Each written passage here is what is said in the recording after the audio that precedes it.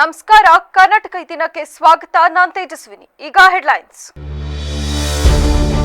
ಶಾಸಕರ ಹುಟ್ಟೂರಿನಲ್ಲೇ ಜಲಕ್ಷಾಮ, ನೀರಿಗಾಗಿ ಗ್ರಾಮ ಪಂಚಾಯಿತಿಗೆ ಬೀಗ, ಖಾಲಿ ಕೊಡಗಳ ಪ್ರದರ್ಶಿಸಿ ಆಕ್ರೋಶ ಹೊರಹಾಕಿದ ಗ್ರಾಮಸ್ಥರು. ಕಲಬುರಗಿ ಪೊಲೀಸರ ಭರ್ಜರಿ ಕಾರ್ಯಾಚರಣೆ, ಕಳೆದು ಹೋಗಿದ್ದ 1 ಕೋಟಿಗೂ ಅಧಿಕ ಮೌಲ್ಯದ 785 ಮೊಬೈಲ್ಗಳು ವಶಕ್ಕೆ, ಸಾರ್ವಜನಿಕ ವಲಯದಲ್ಲಿ ಭಾರೀ ಮೆಚ್ಚುಗೆ. ಬಿಜೆಪಿ ದೂರವಿಡಲು ಸಿದ್ಧಾಂತದ ರಕ್ಷಣೆ, ಟಿವಿಕೆ ಕಾಂಗ್ರೆಸ್ ಮೈತ್ರಿಗೆ ಬದ್ಧ, ಸಚಿವ ಪ್ರಿಯಾಂಕ್ ಖರ್ಗೆ ಸ್ಪಷ್ಟನೆ.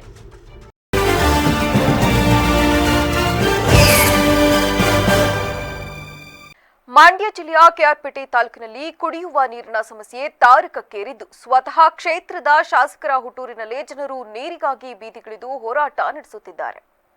ಕ್ಷೇತ್ರದ ಶಾಸಕರಾದ ಎಚ್ಡಿ ಮಂಜು ಅವರ ಹುಟ್ಟೂರಾದ ಹರಳಹಳ್ಳಿ ಗ್ರಾಮ ಪಂಚಾಯಿತಿ ವ್ಯಾಪ್ತಿಯಲ್ಲಿ ಕುಡಿಯುವ ನೀರಿನ ಸಮಸ್ಯೆ ಗಂಭೀರ ಸ್ವರೂಪ ಪಡೆದುಕೊಂಡಿದೆ. ತಮ್ಮೂರಿನ ಶಾಸಕರಿದ್ದರೂ ಕುಡಿಯುವ ನೀರಿಗಾಗಿ ಪರದಾಡುವಂತಾಗಿದೆ ಎಂದು ಆಕ್ರೋಶ ವ್ಯಕ್ತಪಡಿಸಿರುವ ರಾಯಸಮುದ್ರ ಗ್ರಾಮದ ನಿವಾಸಿಗಳು ಇಂದು ಬೃಹತ್ ಪ್ರತಿಭಟನೆ ನಡೆಸಿದರು. ಹರಳಹಳ್ಳಿ ಗ್ರಾಮ ಪಂಚಾಯಿತಿ ಕಚೇರಿಗೆ ಗ್ರಾಮಸ್ಥರು ಬೀಗ ಜಡಿದು ಅಧಿಕಾರಿಗಳ ವಿರುದ್ಧ ಘೋಷಣೆ ಕೂಗಿದ್ರು. ಮಹಿಳೆಯರು ಖಾಲಿ ಕೊಡಗಳನ್ನು ಹಿಡಿದು ಪ್ರದರ್ಶನ ಮಾಡುವ ಮೂಲಕ ತಮ್ಮ ಆಕ್ರೋಶ ಹೊರಹಾಕಿದ್ರು. ನಮ್ಮದೇ ಕ್ಷೇತ್ರದ ಶಾಸಕರು ಇದೇ ಗ್ರಾಮ ಪಂಚಾಯಿತಿ ವ್ಯಾಪ್ತಿಯವರಾಗಿದ್ರು ನಮ್ಮ ಸಮಸ್ಯೆಗೆ ಸ್ಪಂದಿಸುತ್ತಿಲ್ಲ. ಶಾಸಕರ ಗಮನಕ್ಕೆ ತಂದರೂ ಯಾವುದೇ ಪ್ರಯೋಜನವಾಗಿಲ್ಲ ಎಂದು ಪ್ರತಿಭಟನಾಕಾರರು ದೂರಿದರು. ಕುಡಿಯುವ ನೀರಿನ ಸಮಸ್ಯೆಗೆ ಶಾಶ್ವತ ಪರಿಹಾರ ಸಿಗುವವರೆಗೂ ಮತ್ತು ನ್ಯಾಯ ಸಿಗುವವರೆಗೂ ಪ್ರತಿಭಟನೆಯನ್ನು ಹಿಂತೆಗೆದುಕೊಳ್ಳುವುದಿಲ್ಲ ಎಂದು ಗ್ರಾಮಸ್ಥರು ಪಟ್ಟು ಹಿಡಿದಿದ್ದಾರೆ. ಹುಟ್ಟೂರಿನಲ್ಲೇ ನೀರು ಕೊಡಲಾಗದ ಶಾಸಕರು ಇಡೀ ಕ್ಷೇತ್ರವನ್ನು ಹೇಗೆ ಅಭಿವೃದ್ಧಿಪಡಿಸುತ್ತಾರೆಂದು ರಾಯಸಮುದ್ರದ ಗ್ರಾಮಸ್ಥರು ಪ್ರಶ್ನಿಸಿದ್ದಾರೆ. ಸದ್ಯ ಸ್ಥಳದಲ್ಲಿ ಉದ್ವಿಗ್ನ ಪರಿಸ್ಥಿತಿ ನಿರ್ಮಾಣವಾಗಿದ್ದು, ಅಧಿಕಾರಿಗಳು ಸ್ಥಳಕ್ಕೆ ಬಂದು ಭರವಸೆ ನೀಡುವಂತೆ ಗ್ರಾಮಸ್ಥರು ಒತ್ತಾಯಿಸುತ್ತಿದ್ದಾರೆ. ಮೆಂಬರ್ಗಳಂತ ಒಂದು ಗ್ರಾಮ ಒಳ್ಳೆ ಕಂದಾಯ ಕಲೆಕ್ಷನ್ ಆಗದೆ ನಮ್ಮ ರಾಯಸಮುದ್ರ ಗ್ರಾಮದಲ್ಲಿ ಅಂಥ ಗ್ರಾಮಕ್ಕೆ ಇವತ್ತು ಕುಡಿಯೋಕ್ಕೆ ನೀರಿನ ಪರಿಸ್ಥಿತಿ ಸುಮಾರು ಹೆಚ್ಚು ಕಮ್ಮಿ 1 ತಿಂಗಳಿಂದ ಅಭಾವ ಇದೆ. ಆದರೆ ಈ ಅಭಾವನ ಇದುವರೆಗೂ ಕೂಡ ನೀಗ್ಸೋಕ್ಕೆ ಯಾರೂ ಕೂಡ ಬಂದು ಒಬ್ಬ ಅಧಿಕಾರಿ ಅಲ್ಲಿ ನಿಂತ್ಕೊಂಡು ಏನು ಪ್ರಾಬ್ಲಮ್ ಆಗಿದೆ, ಎಲ್ಲಿ ಯಾತವ್ ಏನು ತೊಂದರೆ ಆಗಿದೆ ಅಂತ ಕೇಳಲಿಕ್ಕೆ ಪಂಚಾಯತಿ ಒಳಗಡೆ ಇರೋಂಥ ಅಧಿಕಾರಿ ಒಬ್ಬರು ಕೂಡ ಬಂದು ಏನು ಮಾಡ್ತಾ ಇಲ್ಲ. ಅದನ್ನು ನಾವು ಕೂಡ ಶಾಸಕರ ಗಮನಕ್ಕೆ ಹಾಕಿದ್ದೀವಿ. ನಮಗೆ ನೀರು ಬರ್ತಾ ಇಲ್ಲ, ನಮಗೆ ಕುಡಿಯೋ ನೀರಿನ ಸಮಸ್ಯೆ ತುಂಬ ಇದೆ ಅಂತ. ಮೊನ್ನೆನೂ ಕೂಡ ನಾನು ಮುರುಕಟ್ಟಮ್ಮ ದೇವಸ್ಥಾನಕ್ಕೆ ಬಂದಾಗ ಶಾಸಕರಿಗೆ ಅದು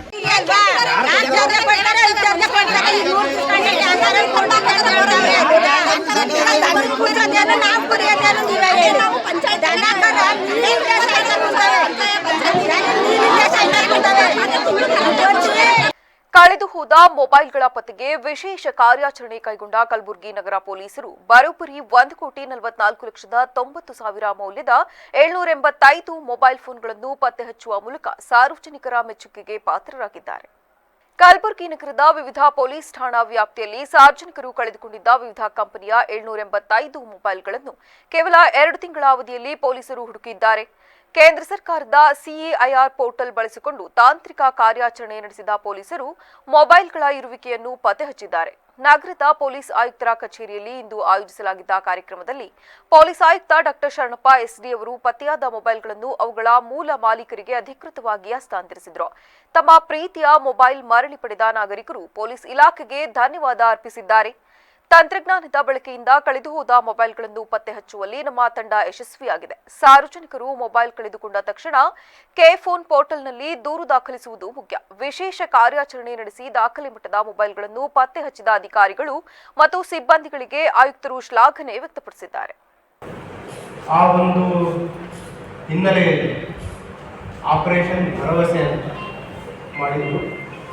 ಇದರ ಒಂದು ಉದ್ದೇಶ ಏನಂತಂದರೆ ಟು ಬಿಲ್ಡ್ ಟ್ರಸ್ಟ್. ಏನು ಒಂದು ತಾಂತ್ರಿಕ ಸಹಾಯ ಇದೆ, ಸಿಇಐಆರ್ ಪೋರ್ಟಲ್ ಮುಖಾಂತರ ಏನು ಕಳೆದುಕೊಂಡಿರುವ ಮೊಬೈಲ್ ಫೋನ್ಗಳ ಒಂದು ರಿಕವರಿ ಆ್ಯಂಡ್ ರಿಟರ್ನ್. ಪ್ರತಿಯೊಬ್ಬರಿಗೆ ಯಾವ ರೀತಿಯಾಗಿದೆ ಅಂತಂದರೆ, ಒಂದು ಮೊಬೈಲ್ ಫೋನ್ ಅಂತಂದರೆ ಬರೀ ಸಂಪರ್ಕ ಮಾಡುವ ಸಾಧನ. ಇಟ್ ಹ್ಯಾಸ್ ಬಿಕಮ್ ಒಂದು ಐಡೆಂಟಿಟಿ. ಡಾಕ್ಯುಮೆಂಟ್ಸ್ ಇರ್ತಾರೆ, ಬ್ಯಾಂಕಿಂಗ್ ಡೀಟೇಲ್ಸ್ ಇರುತ್ತೆ, ಫ್ಯಾಮಿಲಿ. ತಮಿಳುನಾಡಿನಲ್ಲಿ ವಿಜಯ್ ನೇತೃತ್ವದ ಟಿವಿಕೆ ಪಕ್ಷದೊಂದಿಗೆ ಕಾಂಗ್ರೆಸ್ ಮೈತ್ರಿ ಮಾಡಿಕೊಳ್ಳುತ್ತಿರುವ ವಿಚಾರವಾಗಿ ಬಿಜೆಪಿ ಟೀಕೆಗಳಿಗೆ ಸಚಿವ ಪ್ರಿಯಾಂಕ್ ಖರ್ಗೆ ಉತ್ತರಿಸಿದರು. ಬಿಜೆಪಿ ಮತ್ತು ಅವರ ಮಿತ್ರ ಪಕ್ಷಗಳನ್ನು ಅಧಿಕಾರದಿಂದ ದೂರವಿಡುವುದು ನಮ್ಮ ಮುಖ್ಯ ಉದ್ದೇಶ. ಈ ಸಿದ್ಧಾಂತವನ್ನು ಉಳಿಸಿಕೊಳ್ಳಲು ಹೈಕಮಾಂಡ್ ಈ ನಿರ್ಧಾರ ತೆಗೆದುಕೊಂಡಿದೆ. ಅದಕ್ಕೆ ನಾವೆಲ್ಲರೂ ಬದ್ಧರಾಗಿದ್ದೇವೆ. ನಾವು ಡಿಎಂಕೆಗೆ ಮೋಸ ಮಾಡುತ್ತಿದ್ದೇವೆ ಎಂಬ ಆರೋಪ ಸರಿಯಲ್ಲ.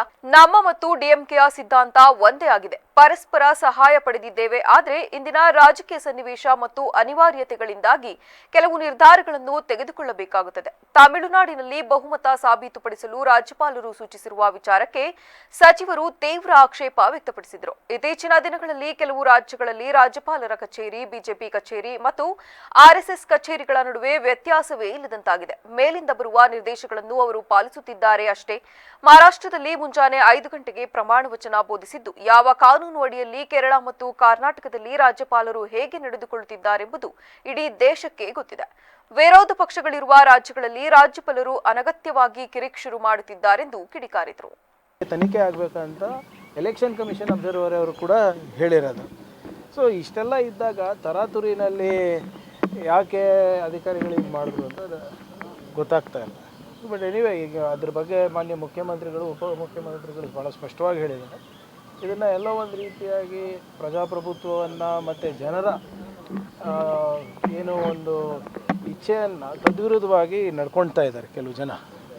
ಅದನ್ನು ತನಿಖೆ ಮಾಡ್ತೀವಿ. Will get to the bottom of this. ಇವ್ರು ಹೇಳ್ತಾ ಇದ್ರಲ್ಲ ವೋಟ್ ಚೋರಿ ಆಗಿಲ್ಲ ಅಂತ ಆಳಂದಲ್ಲೂ ಹೇಳಿದರು. 22,000 ಪುಟದ ಚಾರ್ಜ್ ಶೀಟ್ ಆಗಿದೆ. A1 ಯಾರು? BJP ಅವರು. A2 ಯಾರು? BJP ಅವರ ಮಾಜಿ ಶಾಸಕರ ಮಗ. ಸೊ ಇವ್ರು ಏನೇನು ಹೇಳಿದ್ದಾರೆ ಎಲ್ಲನೂ ಡಿಸ್ಪ್ರೂವ್ ಆಗಿದೆ ಅಲ್ಲ, ಇದೂ ಆಗುತ್ತೆ. ಎಲೆಕ್ಷನ್ ಅಬ್ಸರ್ವರ್ ಅನುಮಾನ ವ್ಯಕ್ತಪಡಿಸಿರ್ತಕ್ಕಂಥದ್ದು ಏನಾದರೂ ಕಂಪ್ಲೇಂಟ್ ಆಗಿದೆ, ಅದನ್ನು ಇವ್ರು ಕೊಟ್ಟಿದ್ದಾರಲ್ಲ Rajagouda. Is express it in ರೈಟಿಂಗ್ನಲ್ಲೇ ಕೊಟ್ಟಿದ್ದಾರೆ. ಇದೇ ಮೇ 9 ಮತ್ತು 10ರಂದು ನಗರದಲ್ಲಿ ಪತ್ರಕರ್ತರು ಅಧಿಕಾರಿಗಳ ಕ್ರಿಕೆಟ್ ಸಮ್ಮಿಲನ ಎಂಬ ವಿನೂತನ ಕ್ರಿಕೆಟ್ ಪಂದ್ಯಾವಳಿಯನ್ನು ಆಯೋಜಿಸಲಾಗಿದೆ ಎಂದು ಜಿಲ್ಲಾ ಕಾರ್ಯನಿರತ ಪತ್ರಕರ್ತರ ಸಂಘದ ಅಧ್ಯಕ್ಷ ಕೆಂಚೇಗೌಡ ಅವರು ತಿಳಿಸಿದ್ದಾರೆ. ಸುದ್ದಿಗೋಷ್ಠಿಯಲ್ಲಿ ಮಾತನಾಡಿದ ಅವರು, ಜಿಲ್ಲಾ ಕಾರ್ಯನಿರತ ಪತ್ರಕರ್ತರ ಸಂಘದ ವತಿಯಿಂದ ಪತ್ರಕರ್ತರು ಮತ್ತು ಅಧಿಕಾರಿಗಳ ನಡುವೆ ಸೌಹಾರ್ದತೆ ಬೆಳೆಸುವ ನಿಟ್ಟಿನಲ್ಲಿ ಪಂದ್ಯಾವಳಿಗಳು ಮೇ 9 ಮತ್ತು 10ರಂದು ನಗರದ ಸರ್ಕಾರಿ ಕಲಾ ಕಾಲೇಜು ಮೈದಾನದಲ್ಲಿ ನಡೆಯಲಿದ್ದು, ದಿನನಿತ್ಯದ ಒತ್ತಡದ ಕೆಲಸಗಳ ನಡುವೆ ಪತ್ರಕರ್ತರು ಮತ್ತು ಜಿಲ್ಲಾ ಮಟ್ಟದ ಅಧಿಕಾರಿಗಳ ನಡುವೆ ಉತ್ತಮ ಬಾಂಧವ್ಯ ವೃದ್ಧಿಸಲು ಹಾಗೂ ಕ್ರೀಡಾ ಮನೋಭಾವವನ್ನು ಪ್ರೋತ್ಸಾಹಿಸಲು ಈ ಪಂದ್ಯಾವಳಿಯನ್ನು ಹಮ್ಮಿಕೊಳ್ಳಲಾಗಿದೆ. 2 ದಿನಗಳ ಕಾಲ ನಡೆಯಲಿರುವ ಈ ಟೂರ್ನಿಯಲ್ಲಿ ವಿವಿಧ ಇಲಾಖೆಗಳ 14 ತಂಡಗಳು ಹಾಗೂ ಪತ್ರಕರ್ತರ ತಂಡಗಳು ಭಾಗವಹಿಸಲಿವೆ. ಜೊತೆಗೆ ಜನಪ್ರತಿನಿಧಿಗಳ ತಂಡವೂ ಕೂಡ ಈ ಕ್ರಿಕೆಟ್ನಲ್ಲಿ ಭಾಗಿಯಾಗಲಿದೆ. ಹಾಗಾಗಿ ಪಂದ್ಯಾವಳಿಗೆ ಎಲ್ಲರೂ ಸಹಕಾರವನ್ನು ನೀಡಬೇಕೆಂದು ಕೋರಿದ್ದಾರೆ. ವಿಜ್ಞಾನ ಮತ್ತು ಕಲಾ ಕಾಲೇಜು ಕ್ರೀಡಾ ಮೈದಾನದಲ್ಲಿ ಮೇ 9 ಮತ್ತು 10ನೇ ತಾರೀಕು ಪತ್ರಕರ್ತರು, ವಿವಿಧ ಇಲಾಖೆಗಳ ಅಧಿಕಾರಿಗಳು, ನೌಕರರನ್ನೊಳಗೊಂಡ ಹಾಗೂ ಜನಪ್ರತಿನಿಧಿಗಳನ್ನೊಳಗೊಂಡ ಕ್ರಿಕೆಟ್ ಪಂದ್ಯಾವಳಿಯನ್ನು ಆಯೋಜನೆ ಮಾಡಿದ್ದೇವೆ. ಈ ಪಂದ್ಯಾವಳಿಯಲ್ಲಿ ವಿವಿಧ ಇಲಾಖೆಗಳ 14 ತಂಡಗಳು ಹಾಗೂ ಪತ್ರಕರ್ತರ ತಂಡಗಳು ಭಾಗವಹಿಸಲಿದ್ದಾವೆ. ಜೊತೆಗೆ ಜನಪ್ರತಿನಿಧಿಗಳ ತಂಡ ಕೂಡ ಈ ಕ್ರಿಕೆಟ್ನಲ್ಲಿ ಭಾಗಿಯಾಗಲಿದೆ. ಹಾಗಾಗಿ ಈ ಸೌಹಾರ್ದಯುತ ಪಂದ್ಯಾವಳಿಯನ್ನು ವೀಕ್ಷಿಸಲು ಹಾಗೂ ಈ ಪಂದ್ಯಾವಳಿಗೆ ಎಲ್ಲರೂ ಕೂಡ ಸಹಕಾರ ನೀಡಬೇಕು ಅಂತ ಹೇಳಿ ಪತ್ರಕರ್ತರ ಸಂಘದ ವತಿಯಿಂದ ಕೇಳ್ಕೊತಾ ಇದ್ವಿ. ಎಲ್ಲರೂ ಸಹಕಾರ ಕೊಡಿ. ಮಾತಾಡಿಕೊಳ್ಳಿ. ಸಂಘದ ನೇತೃತ್ವದಲ್ಲಿ ಅಧಿಕಾರಿಗಳು ಮತ್ತು ಪತ್ರಕರ್ತರ ಕ್ರಿಕೆಟ್ ಕ್ರೀಡಾಕೂಟ ಹಮ್ಮಿಕೊಂಡಿದ್ದೇವೆ. ಈ ಕ್ರೀಡಾಕೂಟದಲ್ಲಿ 16 ತಂಡಗಳು ಭಾಗವಹಿಸ್ತಾ ಇದ್ದಾವೆ. ಇದು ಮೊದಲನೇ ಬಾರಿಗೆ ಅಧಿಕಾರಿಗಳು ಮತ್ತು ಪತ್ರಕರ್ತರು ಒಂದು ಸೌಹಾರ್ದ ಕ್ರೀಡಾಕೂಟವನ್ನು ಹಮ್ಮಿಕೊಂಡಿದ್ದೇವೆ. ಇದೊಂಥರ ವಿನೂತನ ಒಂದು ಪ್ರಯತ್ನ ಅಂತ ನಾವಂತೂ ಭಾವಿಸ್ಕೊಂಡಿದ್ದೇವೆ. ಈ ತಂಡದಲ್ಲಿ ಜನರು, ಶಾಸಕರು ಮತ್ತು ಸಂಸದರು ಸೇರಿದಂತೆ ಜನಪ್ರತಿನಿಧಿಗಳು ಕೂಡ ಭಾಗವಹಿಸ್ತಾ ಇದ್ದಾರೆ. ಈ ಎಲ್ಲ ಈ 2 ದಿನಗಳು ಕೂಡ ಈ ಕ್ರೀಡಾಕೂಟ ನಡೆಯೋದ್ರಿಂದ ಎಲ್ಲರೂ ಕೂಡ ತುಂಬ ಜನ ಸಹಕಾರ ಮಾಡಿದ್ದಾರೆ. ಮತ್ತು ಈ 2 ದಿನವೂ ಕೂಡ ಎಲ್ಲರೂ ಅವತ್ತು ವಿಜ್ಞಾನ ಕಾಲೇಜು ಮತ್ತು ಕಲಾ ಕಾಲೇಜು ಕ್ರೀಡಾ ಮೈದಾನಕ್ಕೆ ಬಂದು ಸಹಕಾರ ಕೊಡೋದ್ರ ಮೂಲಕ ಈ ಕ್ರೀಡಾಕೂಟವನ್ನು ಯಶಸ್ವಿಗೊಳಿಸಬೇಕು. ಈ ಸಂದರ್ಭದಲ್ಲಿ ಪತ್ರಕರ್ತರಾದ ಪ್ರಕಾಶ್, ಸುರೇಶ್ ಸೇರಿದಂತೆ ಮತ್ತಿತರ ಪತ್ರಕರ್ತರು ಉಪಸ್ಥಿತರಿದ್ದರು. ಮೇ 9ರಂದು ಭುವನಹಳ್ಳಿ ಗ್ರಾಮದಲ್ಲಿ ಶ್ರೀ ದೇವಿರಮ್ಮ ದೇವರ ರಥೋತ್ಸವ ಹಾಗೂ ಜಾತ್ರಾ ಮಹೋತ್ಸವವು ಸಂಭ್ರಮದಿಂದ ಜರುಗಲಿದ್ದು, ಇದರ ಅಂಗವಾಗಿ ರಸಸಂಚೆ ಕಾರ್ಯಕ್ರಮವನ್ನು ಆಯೋಜಿಸಲಾಗಿದೆ.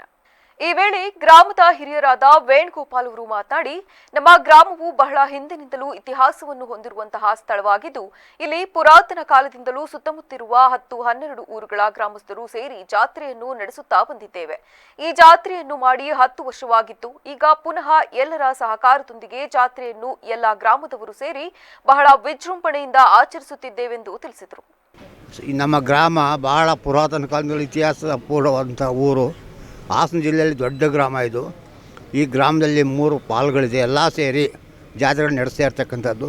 ಸುತ್ತಮುತ್ತ 12 ಊರುಗಳು ಸಹ ಸಹಕಾರ ಕೊಟ್ಟು ಜಾತ್ರೆ ಮಾಡಿಸ್ತಾ ಇದ್ದಾರೆ. ಇದು ಹಿಂದೆ ನಡೆದು 10 ವರ್ಷ ಆಯಿತು. ಈಗ ಎಲ್ಲರೂ ಸೇರಿ ಸಹಕಾರ ಮಾಡ್ತಾ ಇದ್ದಾರೆ. ಎಲ್ಲರಿಗೂ ಸಹ ಅನುಕೂಲ ಆಗಲಿ ಅಂತೇಳಿ ಎಲ್ಲ ಗ್ರಾಮದವರು ಸೇರಿ. ಲಕ್ಷ್ಮೀದೇವಿ ಟ್ರಸ್ಟ್ನ ಸೆಕ್ರೆಟರಿ ಜಗದೀಶ್ ಮಾತನಾಡಿ, ಬಹಳ ಪುರಾತನವಾದ ಗ್ರಾಮ ಇದಾಗಿದ್ದು ಇಲ್ಲಿ ಕಳೆದ 10 ವರ್ಷದಿಂದ ಈ ಜಾತ್ರೆಯನ್ನು ಮಾಡಿರಲಿಲ್ಲ. ಈಗ ಗ್ರಾಮದವರ ಹಾಗೂ ಸುತ್ತಮುತ್ತಲಿನ ಹಳ್ಳಿಯವರ ಸಹಕಾರದೊಂದಿಗೆ ಜನಪ್ರತಿನಿಧಿಗಳ ಜಿಲ್ಲಾಡಳಿತದ ಬೆಂಬಲದೊಂದಿಗೆ ಸುಸೂತ್ರವಾಗಿ ಜಾತ್ರೆಯನ್ನು ನಡೆಸುತ್ತಿದ್ದೇವೆ ಎಂದರು. ಗ್ರಾಮ ಇದ್ರ ಜೊತೆಗೆ 12 ಗ್ರಾಮಗಳು ಕೂಡ ಒಟ್ಟಿಗೆ ಸೇರಿ ಇದು 10 ವರ್ಷದ ಹಿಂದೆ ನಡೆದಿರ್ತಕ್ಕಂಥ ಜಾತ್ರೆ ಸುಸೂತ್ರವಾಗಿ ಶ್ರೀಮಾನ್ ಬಿ ಕರಿಗೌಡರು ಕೂಡ ಇದ್ರ ದೇವಸ್ಥಾನದ ಅಧ್ಯಕ್ಷರಾಗಿದ್ದಾರೆ. ಏನು ಲಕ್ಷ್ಮೀದೇವಿ ಬ್ರಹ್ಮಲಿಂಗೇಶ್ವರ ದೇವಿರಮ್ಮ ದೇವಿಯ ಟ್ರಸ್ಟ್ನ ಅಧ್ಯಕ್ಷರಾಗಿದ್ದಾರೆ. ಹಾಗೂ ಈ ಗ್ರಾಮಕ್ಕೆ ಎಲ್ಲ ರೀತಿಯ ಸಹಕಾರವನ್ನು ಕೂಡ ಎಲ್ಲರೂ ಸಹಕಾರ ಕೊಟ್ಟಿದ್ದಾರೆ. ಮತ್ತು ಗ್ರಾಮದಲ್ಲಿರ್ಬೋದು, ಮತ್ತು ಅಕ್ಕಪಕ್ಕದ ಗ್ರಾಮದಲ್ಲಿರ್ಬೋದು, ಮತ್ತು ದಾನಿಗಳಿರ್ಬೋದು, ಎಲ್ಲರ ಸಮ್ಮುಖದಲ್ಲೂ ಕೂಡ ಅಚ್ಚುಕಟ್ಟಾಗಿ ನಡೀತಿದೆ. ಯಾವುದೇ ಭಿನ್ನ. ಜಾತ್ರೆಯಲ್ಲಿ ಕೆಜಿಎಫ್ ಖ್ಯಾತಿಯ ಖ್ಯಾತ ಗಾಯಕ ಮೋಹನ್ ನೇತೃತ್ವದ ಮೋಹನ್ ಮ್ಯೂಸಿಕ್ ವತಿಯಿಂದ ಅದ್ಧೂರಿ ವಾದ್ಯಗೋಷ್ಠಿ ನಡೆಯಲಿದ್ದು, ಈ ರಸಸಂಜೆ ಕಾರ್ಯಕ್ರಮದಲ್ಲಿ ವಿವಿಧ ಸಿನಿಮಾ ಸೆಲೆಬ್ರಿಟಿಗಳು ಭಾಗವಹಿಸಿ ಜನರಿಗೆ ಮನರಂಜನೆಯ ಔತಣ ನೀಡಲಿದ್ದಾರೆ. ದೇವಿಯ ಜಾತ್ರಾ ಮಹೋತ್ಸವ ಪ್ರಾರಂಭ ಆಗಿದೆ. ಇದಕ್ಕೆ ಈ ವ್ಯಾಪ್ತಿಯ ಬೂನಹಳ್ಳಿ, ಗವೇನಹಳ್ಳಿ, ರಾಜಘಟ್ಟ, ಆಡುವಳ್ಳಿ, ಕಾಟೇಹಳ್ಳಿ ಕೊಪ್ಪಲು, ಬಿಟಿ ಕೊಪ್ಪಲು, ಸಂಕೇನಹಳ್ಳಿ, ಹೊರ್ಲಿಕೊಪ್ಪಲು, ಜೇಕ್ರಹಳ್ಳಿ, ಬುಸನಹಳ್ಳಿ ಈ ಗ್ರಾಮಸ್ಥರನ್ನ ಕೂಡ ತುಂಬ ಹೃದಯದಿಂದ ನಾವು ಸ್ವಾಗತವನ್ನು ನಮ್ಮ ಗ್ರಾಮಕ್ಕೆ ಬಯಸುತ್ತಾ ದಿನಾಂಕ 8-9 ಈ ಸಂದರ್ಭದಲ್ಲಿ ಗ್ರಾಮದ ಮುಖಂಡರು ಸೇರಿದಂತೆ ಇತರರು ಹಾಜರಿದ್ದರು. ಬೇಲೂರು ನಗರದ ಹಡೀಕರ್ ಭವನದಲ್ಲಿ ಭಾರತೀಯ ಸೇವಾದಳ ಸಮಿತಿಯ ವತಿಯಿಂದ ಡಾಕ್ಟರ್ ಎನ್ಎಸ್ ಹಡೀಕರ್ ಅವರ ಜಯಂತಿಯನ್ನು ಆಚರಿಸಲಾಯಿತು.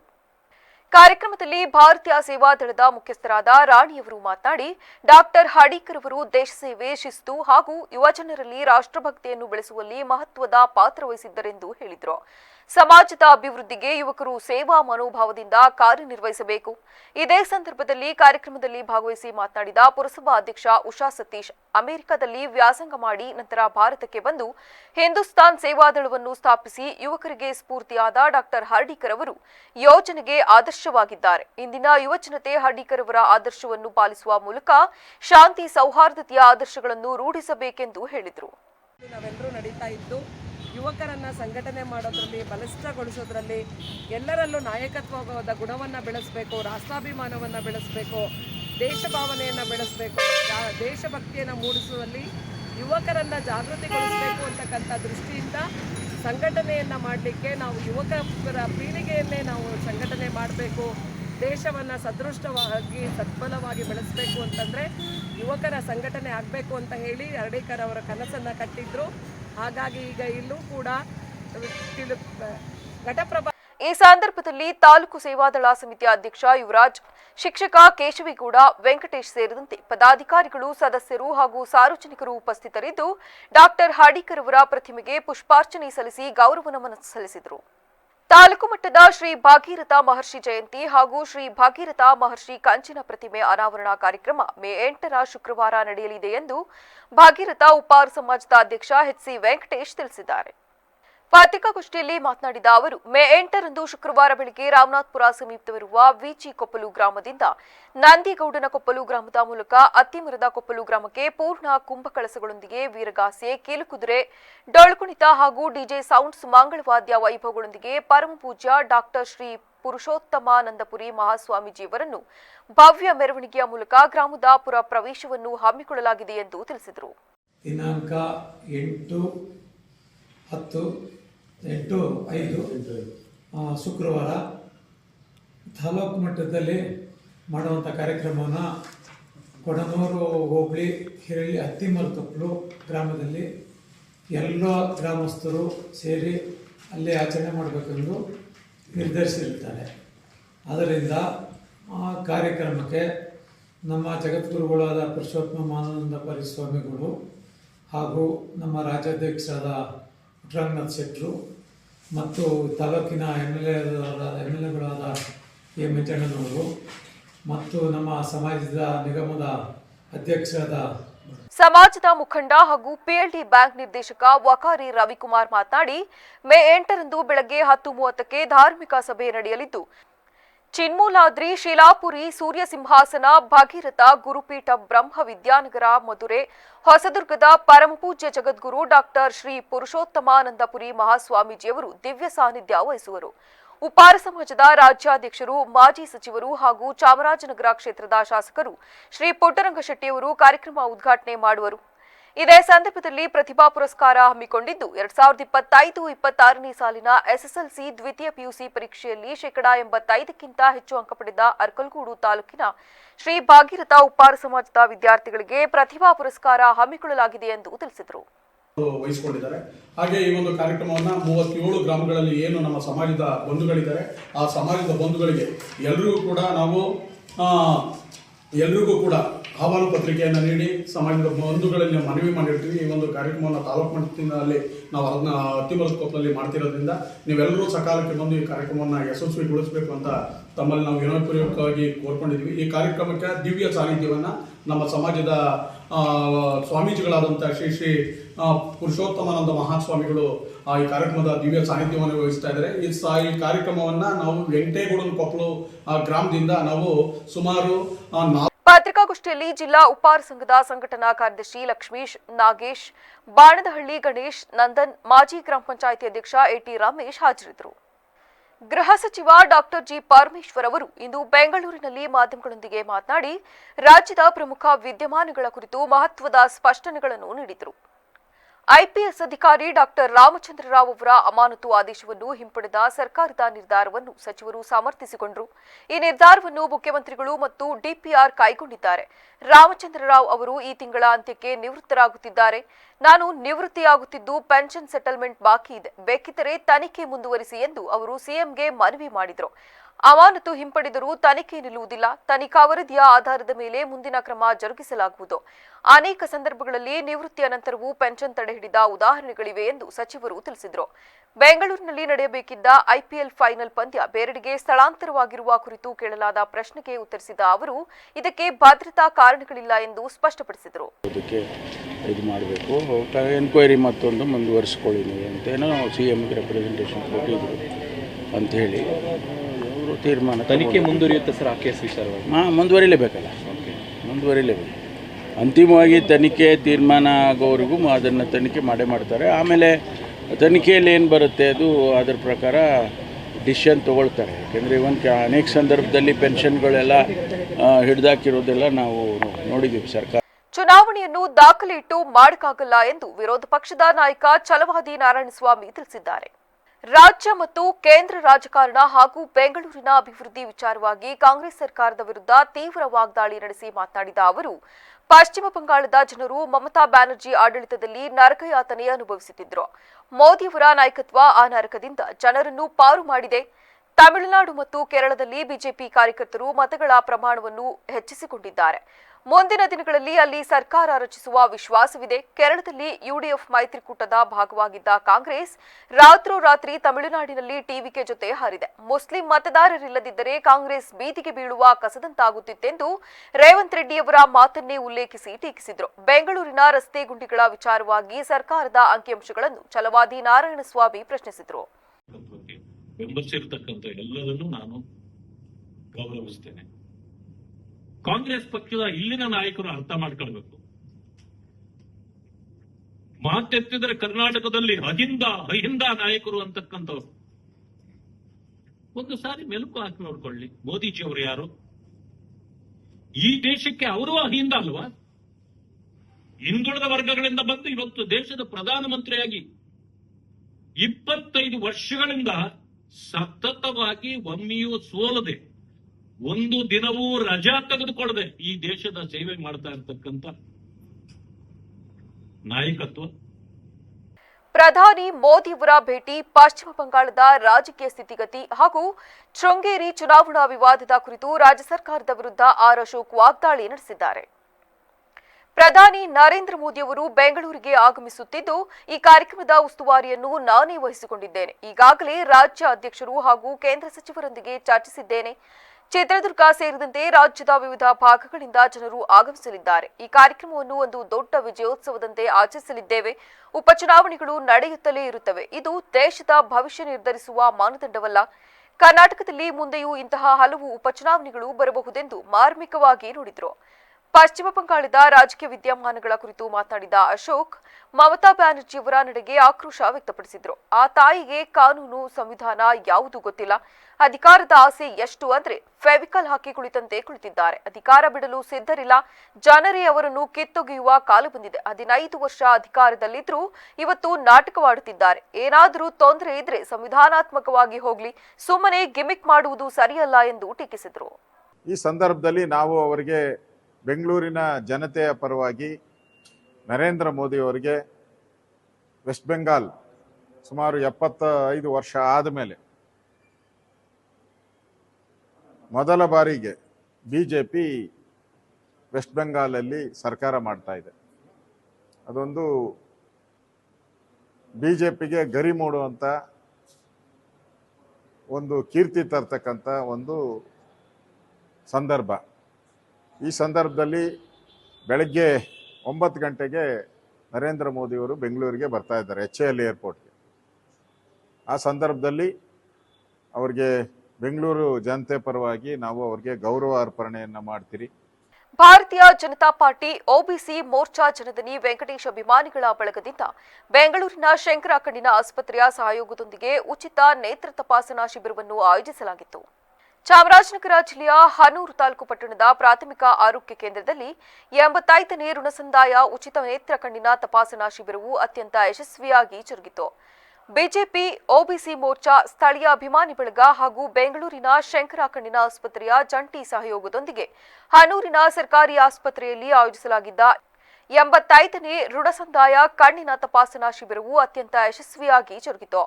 ಸಾರ್ವಜನಿಕರ ಆರೋಗ್ಯ ಕಾಳಜಿಯ ದೃಷ್ಟಿಯಿಂದ ಹಮ್ಮಿಕೊಳ್ಳಲಾಗಿದ್ದ ಈ ಶಿಬಿರದಲ್ಲಿ 100 ಜನರು ಪಾಲ್ಗೊಂಡು ಕಣ್ಣಿನ ತಪಾಸಣೆ ಮಾಡಿಸಿಕೊಂಡರು. ತಪಾಸಣೆಯ ನಂತರ ಅಗತ್ಯವಿದ್ದ ಫಲಾನುಭವಿಗಳಿಗೆ ಇದೇ ಸಂದರ್ಭದಲ್ಲಿ ಉಚಿತವಾಗಿ ಕನ್ನಡಕಗಳನ್ನು ವಿತರಿಸಲಾಯಿತು. ಬಿಜೆಪಿ ಹಿಂದುಳಿದ ವರ್ಗದ ಮೋರ್ಚಾದವರ ಉಪಸ್ಥಿತಿಯಲ್ಲಿ ಕಾರ್ಯಕ್ರಮ ನಡೀತಾ ಇದೆ. ಇದು 85ನೇ ಕಣ್ಣಿನ ತಪಾಸಣಾ ಶಿಬಿರ. ಸೊ ಅದರಲ್ಲಿ 15,000ಕ್ಕೂ ಹೆಚ್ಚು ಕಣ್ಣು ಆಪರೇಷನ್ ಮಾಡಿಸಿರ್ತಾರೆ. ಐಬಾಲ್ ಅಂತ ಕಣ್ಣಿನ ದುಡ್ಡೇ. ಈ ಸಂದರ್ಭದಲ್ಲಿ ಬಿಜೆಪಿ ಮುಖಂಡರಾದ ಲೋಕೇಶ್ ಶೆಟ್ಟಿ ಅವರು ಮಾತನಾಡಿ, ಭಾರತೀಯ ಜನತಾ ಪಾರ್ಟಿ ಒಬಿಸಿ ಮೋರ್ಚಾ ಜನದನಿ ವೆಂಕಟೇಶ್ ಅಭಿಮಾನಿ ಬಳಗ ಹಾಗೂ ಬೆಂಗಳೂರಿನ ಶಂಕರ ಕಣ್ಣಿನ ಆಸ್ಪತ್ರೆಯ ತಜ್ಞರ ತಂಡವು ಉಚಿತ ನೇತ್ರ ಕಣ್ಣಿನ ತಪಾಸಣಾ ಶಿಬಿರಕ್ಕೆ ಆಗಮಿಸಿರುವ ಶಿಬಿರಾರ್ಥಿಗಳನ್ನು ಪರೀಕ್ಷಿಸಿದರು. ಇದರಿಂದ ಸದುಪಯೋಗ ಪಡೆದುಕೊಳ್ಳುವ ನಿಟ್ಟಿನಲ್ಲಿ ಈ ಶಿಬಿರವನ್ನು ಏರ್ಪಡಿಸಲಾಗಿದೆ ಎಂದು ತಿಳಿಸಿದರು. ಈ ಸಂದರ್ಭದಲ್ಲಿ ಲೋಕೇಶ್ ಶೆಟ್ಟಿ, ಅರವಿಂದ್ ರೆಡ್ಡಿ, ಹೊಂಡರಬಾಳು ರಾಜು, ಮಣಗಳ್ಳಿ ರಾಜು ಇನ್ನಿತರರು ಹಾಜರಿದ್ದರು.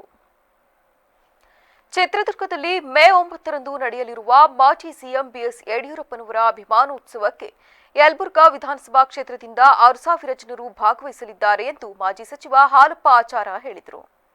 ಗುರುವಾರ ಕೊಪ್ಪಳದಲ್ಲಿ ಕರೆದಿದ್ದ ಸುದ್ದಿಗೋಷ್ಠಿಯಲ್ಲಿ ಮಾತನಾಡಿ, 50 ವರ್ಷಗಳ ಕಾಲ ರಾಜಕೀಯ ಕ್ಷೇತ್ರದಲ್ಲಿ ಸೇವೆ ಸಲ್ಲಿಸಿರುವುದರಿಂದ ಅಭಿಮಾನಕ್ಕಾಗಿ ಅವರನ್ನು ಸನ್ಮಾನಿಸಿ ಗೌರವಿಸುವ ಸಂಬಂಧ ಅವರ ಅಭಿಮಾನಿಗಳು ಮೇ 9ರಂದು ಚಿತ್ರದುರ್ಗದಲ್ಲಿ ಅದ್ದೂರಿ ಬೃಹತ್ ಪ್ರಮಾಣದ ಕಾರ್ಯಕ್ರಮವನ್ನು ಚಿತ್ರದುರ್ಗದ ಮಾದರ ಚೆನ್ನಯ್ಯ ಗುರುಪೀಠ ಆವರಣದಲ್ಲಿ ಆಯೋಜಿಸಲಾಗಿದೆ. ಕಾರ್ಯಕ್ರಮದಲ್ಲಿ ಸುಮಾರು 10 ಲಕ್ಷಕ್ಕೂ ಹೆಚ್ಚು ಮಾಜಿ ಮುಖ್ಯಮಂತ್ರಿ ಯಡಿಯೂರಪ್ಪನವರ ಅಭಿಮಾನಿಗಳು ಸೇರಲಿದ್ದಾರೆ. ಜೊತೆಗೆ ಸಾವಿರಾರು ಮಠದ ಶ್ರೀಗಳು ಕೂಡ ಕಾರ್ಯಕ್ರಮದಲ್ಲಿ ಭಾಗಿಯಾಗಲಿದ್ದಾರೆ.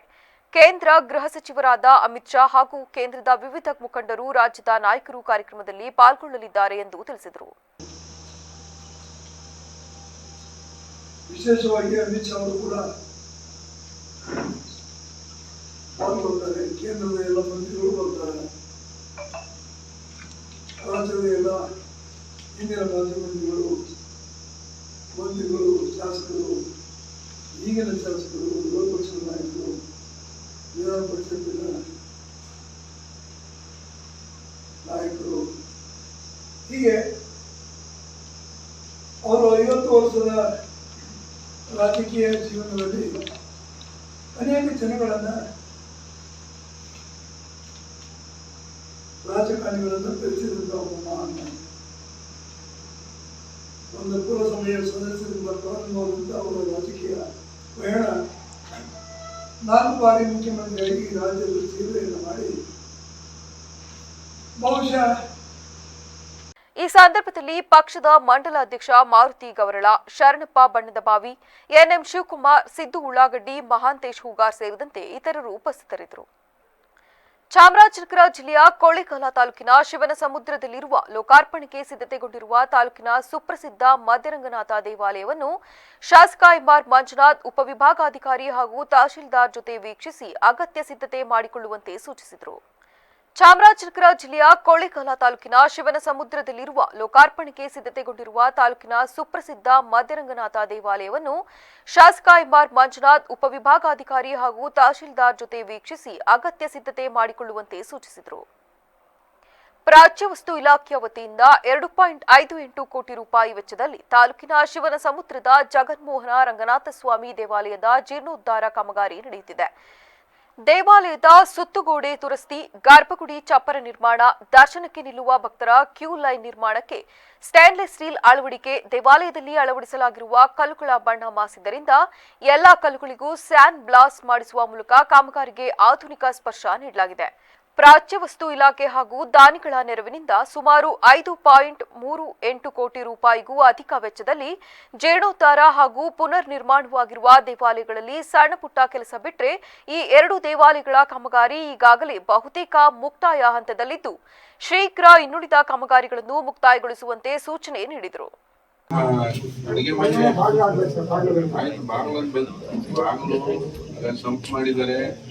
ಟ್ಯಾಂಕ್ ಒಂದು ಇಡಬೇಕಾಗುತ್ತೆ, ಇದೆಲ್ಲ ಮಾಡ್ತಾರೆ.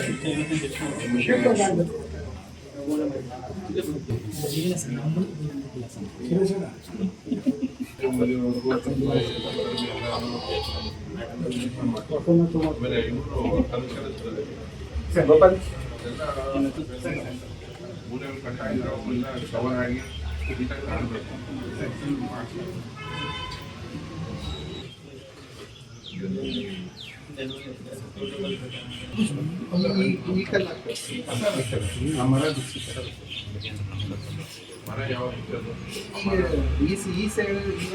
ಈ ಸಂದರ್ಭದಲ್ಲಿ ಕೊಳ್ಳೇಗಾಲ ಉಪವಿಭಾಗಾಧಿಕಾರಿ ದಿನೇಶ್ ಕುಮಾರ್ ಮೀನಾ, ತಹಶೀಲ್ದಾರ್ ಬಸವರಾಜು, ಲೋಕೋಪಯೋಗಿ ಎಇಇ ಪುರುಷೋತ್ತಮ್, ಸರ್ವೆ ಇಲಾಖೆಯ ನಟರಾಜು, ಧಾರ್ಮಿಕ ದತ್ತಿ ಇಲಾಖೆಯ ಸುರೇಶ್ ಹಾಗೂ ಇನ್ನಿತರ ಅಧಿಕಾರಿಗಳು, ಮುಖಂಡರುಗಳು ಹಾಜರಿದ್ದರು.